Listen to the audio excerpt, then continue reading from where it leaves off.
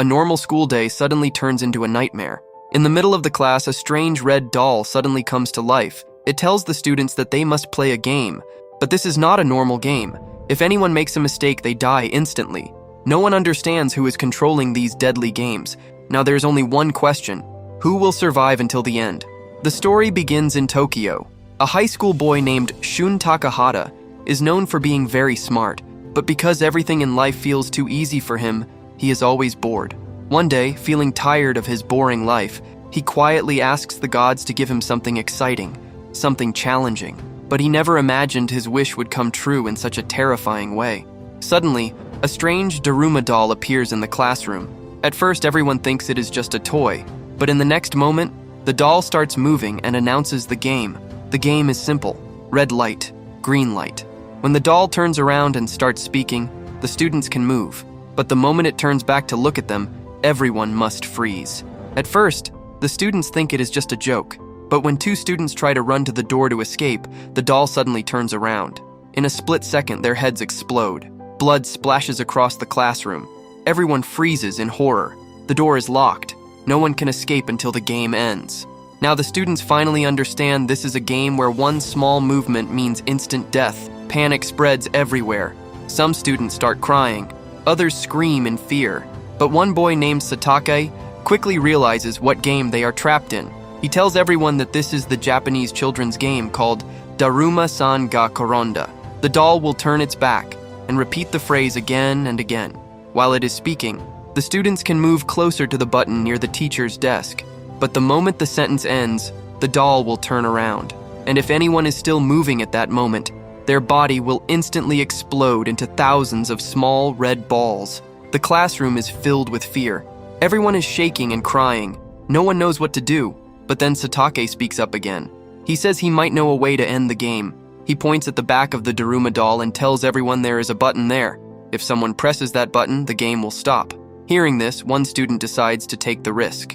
While the doll is slowly speaking the game phrase, the student suddenly runs toward it, hoping to reach the button. But the doll quickly realizes what he is trying to do. Suddenly, it finishes the sentence very fast and turns around. The student is still moving. In the next second, his head explodes like popcorn. Blood splashes everywhere again. Now the students notice something even worse. On the back of the doll, there is a timer counting down, and there is less than 1 minute left to finish the game. Panic spreads even more. Many students lose control and start running toward the doll, hoping to press the button first. But because they move at the wrong time, the doll keeps turning around, and their heads explode one after another. In just a few seconds, almost the entire class is gone. With only 10 seconds left, only 2 students are still alive, Shun and Satake.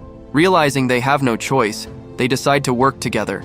Satake quickly bends down and tells Shun to jump on his back so he can reach the button. Shun jumps forward at the perfect moment. With only 1 second left on the timer, he manages to press the button on the doll's back. Immediately, the Daruma doll stops moving. It calmly announces that the game is over. Shun and Satake both feel relieved. They smile and start celebrating, thinking they survived together. But in the next moment, boom, Satake's head suddenly explodes. Shun freezes in shock. The doll then announces in a cold voice that only the person who pressed the button wins the game. Since Shun was the one who pressed it, he is the only winner. Satake is dead. Shun cannot believe what just happened. Surrounded by the bodies of his classmates, he starts shouting for help, hoping someone outside the school can hear him. But suddenly, the Daruma doll speaks again. In a strange voice, it says, "I am the mouse and the cat is coming." No one understands what that means, but it sounds like a clue for the next game. Right after that, the classroom door suddenly opens. Standing at the door is Shun's childhood friend, Ichika Akamoto. She looks completely terrified and shocked. Shun quickly runs to her and asks what happened. Ichika explains that she also played the same Daruma game in her classroom. But in her case, when she pressed the button, all of her classmates died instantly. Hearing this, Shun realizes the same thing happened to him. Both of them are shaken. They decide they need to call the police right away. Shun quickly takes out his phone, but there is no signal at all. Still hoping to escape, they decide to leave the school and ask for help outside. But when they try the doors, they discover something scary. Every door in the school is locked. The only door that is open leads to the gymnasium. With no other choice, Shun and Ichika walk inside. The moment they enter, the door behind them suddenly slams shut. They are trapped again. But this time, they are not alone. In the center of the gym, several other students are already standing there. Some of them are even wearing rat costumes. As Shun walks closer, he notices strange Japanese words written on the floor. After reading them carefully, he realizes they are the rules for the next game. The message says, "Give the bell to the cat to win." Just as everyone is trying to understand what that means, one of the students wearing a rat costume warns the others. He says everyone should quickly put on a rat costume because they have no idea what will happen to the students who don't. Before anyone can think too much about it, the ground suddenly opens up in the middle of the gym. From the hole, a giant Maneki Neko statue, a huge lucky cat, slowly rises up. At the same moment, music starts playing. Suddenly, the giant cat comes to life. Without warning, it moves forward and swallows one of the students in a rat costume in a single bite. Everyone starts screaming. The students panic and run in different directions while the giant cat begins chasing them around the gym. At one moment, the giant cat moves toward Ichika. Shun thinks she is about to be eaten, but strangely the cat doesn't attack her. Instead, it suddenly turns its head and stretches its long spring-like neck across the gym, and swallows several other students wearing rat costumes. While running across the court, Ichika notices something rolling on the floor, a bell. At the same time, Shun sees something important. Around the cat's neck there is a collar, and hanging from it is a basketball hoop. Suddenly the message written on the floor makes sense. "Give the bell to the cat." Shun quickly tells everyone about the bell. One student from the basketball team grabs it and asks Ichika to pass it to him. He throws the bell toward the hoop with perfect aim, but just before the bell goes in, the giant cat blocks the shot. Then it throws the bell back with huge force, smashing the student against the wall and killing him instantly. After that, the cat looks straight at Shun, but strangely, it still doesn't attack him. Instead, it turns and eats another student wearing a rat costume. At that moment, Shun finally understands something important. The cat is hunting the mice. He quickly shouts to everyone to take off their rat costumes. The students quickly remove them, thinking they are finally safe. But suddenly the cat starts moving again, and now it begins attacking everyone, costume or not. The gym turns into chaos again. Students run everywhere trying to escape. During the panic, Ichika falls on the floor right next to the bell. At the same time, they notice the timer, only 3 minutes left. The giant cat slowly walks toward Ichika and opens its huge mouth to eat her. But right before it bites down, Shun suddenly appears wearing a rat costume. He runs in front of the cat, moving from side to side and distracting it. The creature starts chasing him instead. While running, Shun shouts for someone to throw the bell. But after seeing what happened to the basketball player, everyone is too scared. No one wants to risk dying. Then something strange happens. Because Shun is wearing the rat costume, he suddenly starts hearing a voice. It's the cat, and somehow he can understand what it's saying. Shun listens carefully and realizes the cat keeps saying that its back is itchy. It wants someone to scratch its back so it can relax and fall asleep. Now that he understands the cat, Shun quickly runs behind it and jumps onto its back. He grabs onto the ropes and starts scratching the cat's back. Surprisingly, the giant cat actually likes it. It stops attacking and begins asking for more scratching. But Shun knows he can't do it alone, so he asks the other students for help. Ichika jumps onto the cat's back first to help him. Soon, the other students also climb up, and together they keep scratching the cat. After a while, the giant cat finally falls asleep. Now is their chance. Shun picks up the bell and prepares to throw it into the hoop, but the other students suddenly get nervous. They remember the first game, where only one person survived. Now they start arguing about who should throw the bell. Their loud voices wake the cat. In one quick move, the giant cat slices 2 students apart. Now there is no time to make it sleep again. Thinking fast, Shun makes a new plan. He grabs a torn basketball, then asks Ichika to follow him to the locker room with the bell. A moment later, they return. The bell is now hidden inside the torn basketball and wrapped in a mouse costume.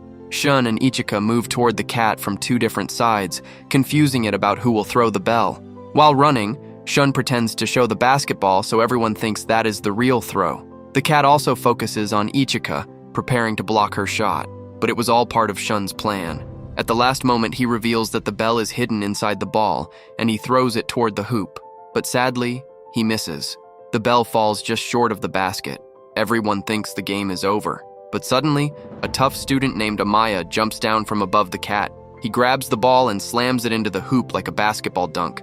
The bell goes in. They win the challenge at the very last second. The giant cat immediately shuts down. A few seconds later, It comes back to life just to announce the winners, Amaya, Shun, and Ichika. But then Shun notices something strange. None of the other students are moving. When he looks closer, he sees Amaya walking around with an iron bar, knocking every student unconscious. The guy has completely lost his mind. Amaya slowly walks toward Shun and Ichika and tells them something crazy. He says that God has chosen them, and only the chosen ones deserve to survive. Hearing this, Ichika angrily tells him that he is completely insane. She says he should never compare himself to Shun. Amaya doesn't like that at all. He suddenly walks toward Ichika in anger, and Shun quickly steps in front of her to stop him. But right at that moment, the giant cat suddenly releases a cloud of gas into the room. Within seconds, all three of them lose consciousness and collapse.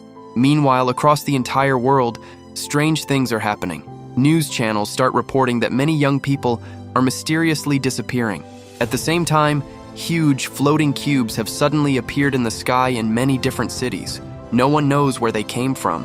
Inside one of these cubes, Shun slowly wakes up.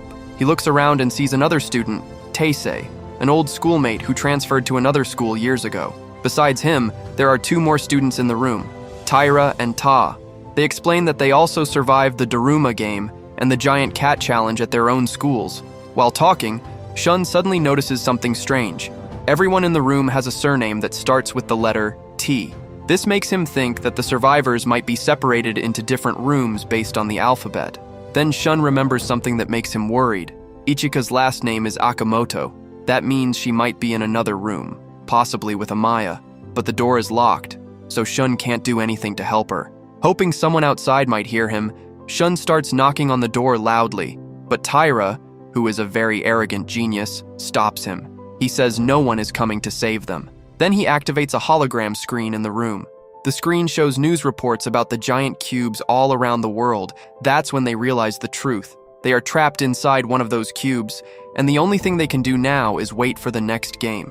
Suddenly, someone starts knocking on the door. To everyone's surprise, the locked door slowly unlocks by itself. 4 small Kokoshi dolls walk into the room. One of the dolls looks at Tyra and invites him to play the next game. Because he is very confident in his intelligence, Tyra accepts immediately without thinking twice. The dolls then explain the rules of the game. The challenge is a traditional game called Kagome Kagome. In this game, one player sits in the center wearing a blindfold, while the spirits walk in a circle around them and sing a song. When the song stops, the player has 10 seconds to guess which spirit is standing behind them. If they guess wrong, they die. Tyra thinks the game will be easy. He sits down in the center and puts on the blindfold. The dolls begin walking around him while singing the strange song. But when the song suddenly stops, Tyra becomes nervous. He quickly guesses, but his answer is wrong.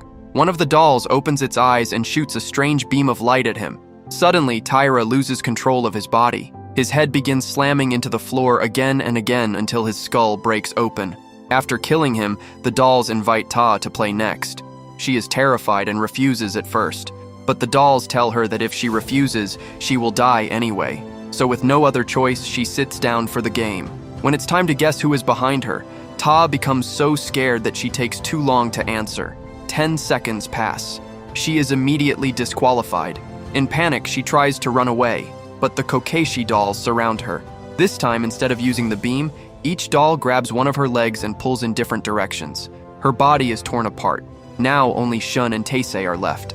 The dolls invite Taisei to play next, but Shun can see that she is too scared to focus. So he quickly steps forward and offers to play in her place. Shun sits in the center of the room and puts on the blindfold.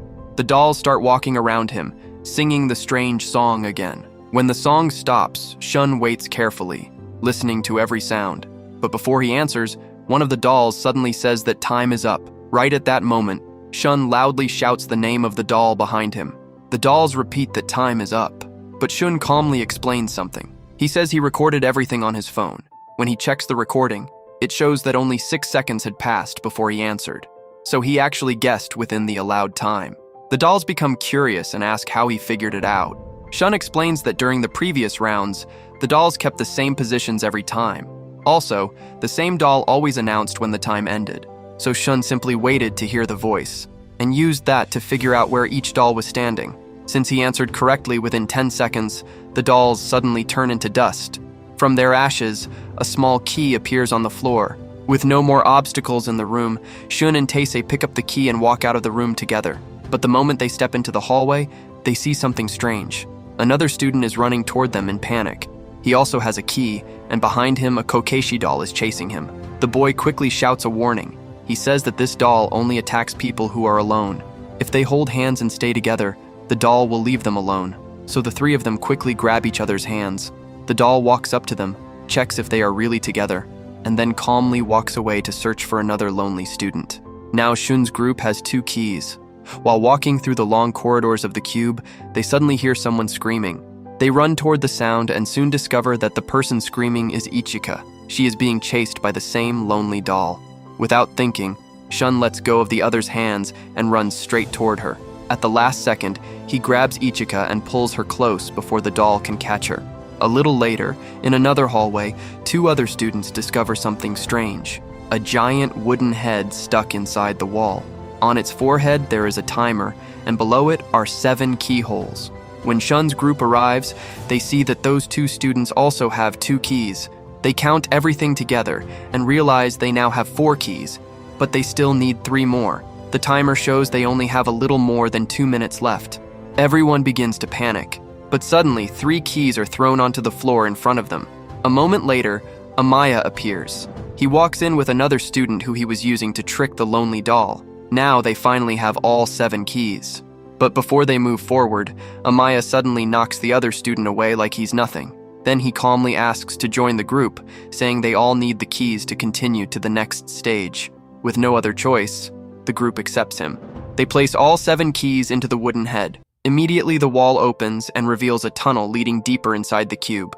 Before they go through, the giant head tells them to change their clothes. After that, it disappears, and the group walks through the tunnel. When they reach the other side, they find themselves in a snow-covered world. Suddenly, the ground begins to shake. Then they see the reason. A giant polar bear is snowboarding down the mountain, doing tricks like a professional athlete. After finishing his ridiculous performance, the polar bear stops in front of them. He announces the next challenge. The bear says he hates lies, so this game will test their honesty. The rules are simple. He will ask questions, and everyone must answer honestly. If someone lies, the bear will smell it in the air. Then the group must decide who the liar is. If they choose correctly, they move on to the next stage. The bear starts with an easy question. He asks everyone, "What is your favorite food?" The group relaxes, thinking the game will be simple. Everyone answers. But right after that, the bear begins sniffing the air. Then he says he smells a lie. Because someone broke the rule, the group now has 2 minutes to decide who lied. After arguing for a while, most of them accuse the student that Shun and Ichika saved earlier. Without hesitation, the giant bear swings his huge hand. The boy's body is crushed instantly. Now the bear moves on to the next question. He asks everyone if they like Shun. Ichika and Taisei both say they like him. Amaya also says he likes Shun.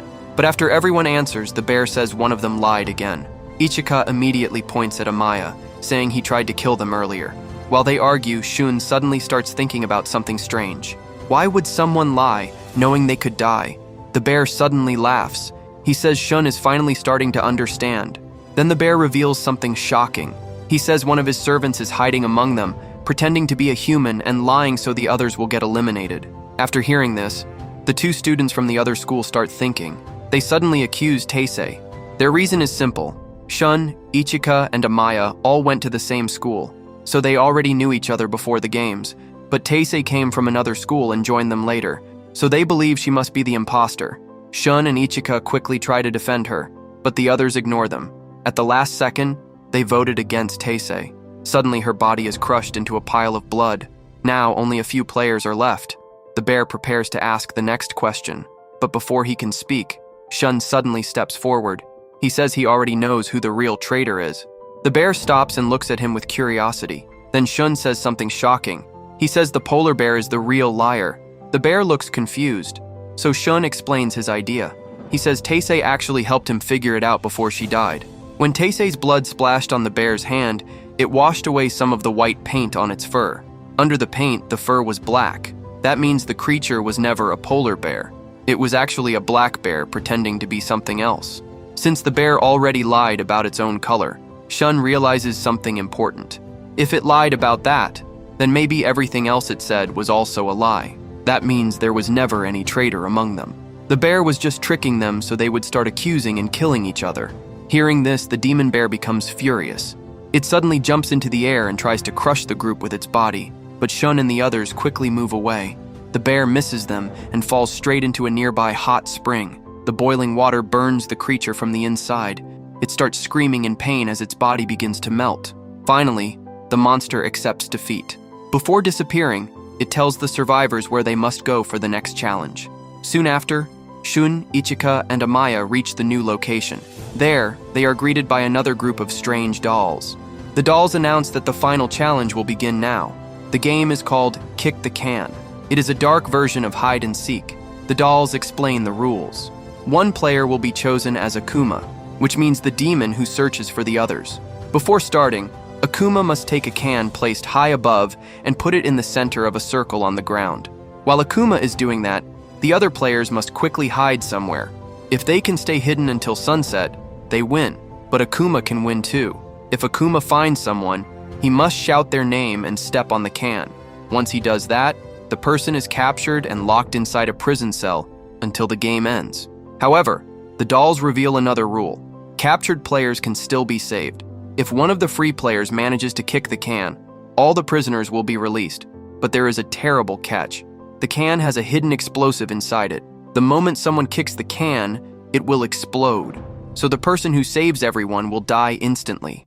In short, the goal is simple. The survivors must hide until sunset, but Akuma must capture 3 people and stop the last survivor from kicking the can.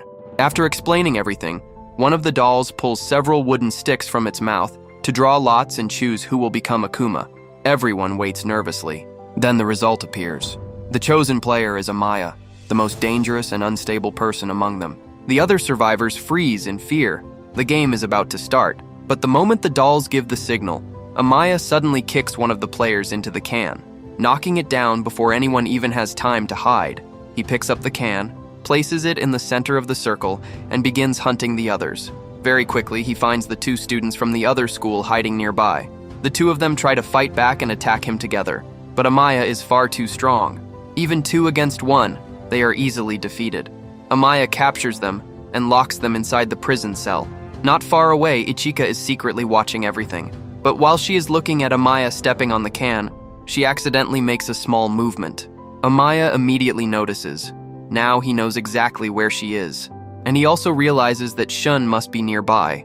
Knowing Amaya is coming, Shun quickly ties a rope to a heavy object and starts climbing down toward the ground, trying to reach the can. Meanwhile, Amaya runs to the building where he saw Ichika. He begins pounding on the door, trying to get inside. Ichika quickly understands something important. If they stay together, they will both get caught. So she decides to buy some time for Shun. She quietly leaves the room and goes downstairs to face Amaya herself. But instead of saying her name and going to the can, Amaya simply knocks her unconscious and continues searching for Shun. When he reaches the top, he only finds the rope Shun used to escape. Down below, Shun realizes Amaya will probably stay near the can and guard it. So he runs around the area, looking for a new hiding place. After some time, Amaya shouts out to him. He pretends to be friendly and says he already captured 3 people, so the game is basically over. He tells Shun they can work together and survive, but Shun knows he is lying. While hiding, Shun finds something useful, a suit of old plate armor. As the sun slowly starts to set, Shun comes out of hiding wearing the heavy armor. His plan is to use it to protect himself from the explosion when he kicks the can. But the armor is extremely heavy, and it makes it very hard for him to move. Still, Shun slowly walks toward Amaya. At one moment, he even drops his sword and looks completely helpless. Seeing this, Amaya laughs and walks toward him. Since he can only capture someone after seeing their face, Amaya removes Shun's helmet while mocking his plan. Confident that he has already won, Amaya starts walking toward the can. But suddenly he feels something pulling him back. There is a chain attached to his waist. That's when Amaya realizes the truth. This was Shun's plan all along. Before leaving his hiding spot, Shun secretly tied one end of the chain to the armor. When Amaya removed his helmet, Shun quickly wrapped the other end around Amaya's waist. Now Amaya can't reach the can. With no other choice, Shun suddenly jumps off the edge of the cliff into the sea, dragging Amaya with him. Amaya struggles desperately to avoid falling. When Shun touches the water, he quickly slips out of the heavy armor and climbs back up the wall. Meanwhile, Amaya is stuck pulling the heavy armor out of the water. By the time Amaya climbs back up, Shun is already running toward the can. Even though he is exhausted, Shun gathers the last bit of strength he has and sprints forward. Amaya finally frees himself and runs after him, but Shun reaches the can first. He kicks it. Everyone covers their heads waiting for the explosion, but nothing happens. A few seconds later, the sky begins to grow dark. The dolls appear again and announce that Shun is the winner. Then they reveal the truth. There was never any bomb inside the can. They only said that to make the game more exciting. Amaya, angry and humiliated, starts shouting, thinking he will now be eliminated. But the dolls calmly say that the entire challenge was just a game, and no one will die now. As a reward for surviving this far, the dolls give each of them a popsicle and tell them to eat it before leaving. After everything they went through, Shun and Ichika sit together and talk about the future while eating their popsicles. While finishing this, Shun notices that there is something written on the stick. He happily shows it to Ichika, thinking it might be some kind of reward, but when he looks at her face, he sees that she is crying. Then Shun reads the message on her popsicle stick. It says, "You are eliminated." At that moment, the dolls speak again. They explain that each challenge tested a different skill: intelligence, courage, teamwork. But in the end, the last thing that decides everything is luck. Each popsicle stick shows the player's final fate. Shun looks at his own stick and realizes that he was the lucky one. He will survive. But instead of Ichika, Amaya will return to the real world with him. As soon as their fate is decided, the dolls fire a laser beam at Ichika and the other eliminated students. Their bodies disappear, leaving behind only traces of their souls. With the final game over, Shun and Amaya are lifted into one of the giant cubes floating above Tokyo. When people around the world see that 2 students survived the deadly games, they begin calling them the children of God. According to the strange rules of this world, one of them will follow the path of destruction and become a powerful god, and the other will follow the path of death, becoming a god of death. And that's where the story ends. So, what did you think about this movie? Let me know in the comments below. And if you enjoyed this recap, don't forget to like and subscribe for more amazing movie stories. See you in the next video.